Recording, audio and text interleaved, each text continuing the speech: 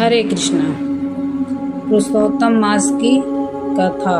सृष्टि का संचालन सूर्य और चंद्रमा की गति से होता था।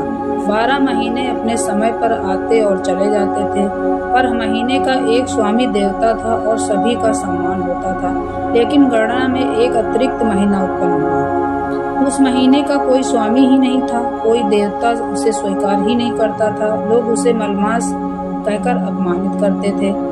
उस महीने में कोई शुभ कार्य नहीं होता था, न विवाह, न गृह प्रवेश, न उत्सव, कोई भी शुभ काम नहीं होता था। यह सब देखकर वह महीना अत्यंत दुखी रहने लगा। एक दिन वह रोता हुआ देवलोक पहुंचा। उसने देवताओं से कहा, मैंने किसी का क्या बिगाड़ा है, मुझे इतना अपमान क्यों सहना पड़ रहा है। दुखी होकर वह ब्रह्मा जी के पास पहुंचा। ब्रह्मा जी बोले, हे मास, मैं तुम्हारी पीड़ा समझता हूँ, लेकिन तुम्हारा समाधान केवल भगवान विष्णु ही कर सकते हैं। तब वह महीना वैकुंठ धाम पहुंचा। भगवान विष्णु शेषनाग पर विराजमान थे। चारों ओर दिव्य प्रकाश फैला हुआ था।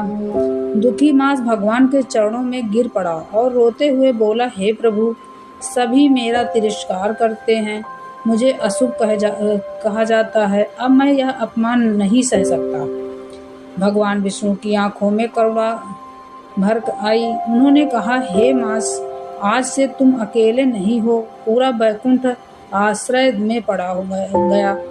भगवान बोले, मैं तुम्हें अपना नाम देता हूँ, आज से तुम पुरुषोत्तम मास कहलाओगे। जो भी इस महीने में भक्ति, दान, जप, तप और पूजा करेगा, उसे अनेक गुना फल प्राप्त होगा। यह महीना मेरे समान पूजनीय होगा।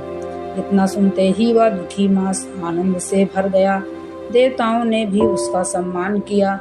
तभी मलमास पुरुषोत्तम मास कहलाया और तभी से इस महीने में भगवान विष्णु की पूजा, कथा, दान और भजन का विशेष महत्व है। जय श्री कृष्ण।